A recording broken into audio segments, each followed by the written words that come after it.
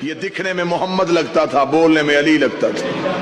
اس کا چہرہ رسول والا تھا، گفتار علی والی تھی۔ جو پورے اسلام کو تحفظ دے کربلا میں لا کے، اسے حسین کہتے، اور جو پوری کربلا کو تحفظ دے اسے سجاد کہتے۔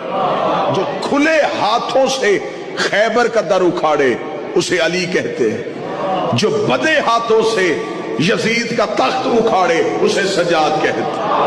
بستر جو مخملی تھا اسے خار کر دیا، سونا فرعون شام کا دشوار کر دیا، نیند اس کی باندھ کے زنجیر پا کے ساتھ سجاد نے یزید کو بیمار کر دیا۔ یہ دکھنے میں محمد لگتا تھا، بولنے میں علی لگتا تھا۔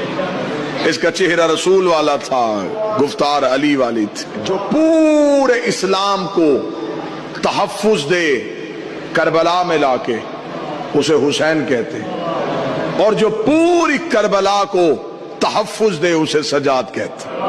جو کھلے ہاتھوں سے خیبر کا در اکھاڑے اسے علی کہتے، جو بدے ہاتھوں سے یزید کا تخت اکھاڑے اسے سجاد کہتے۔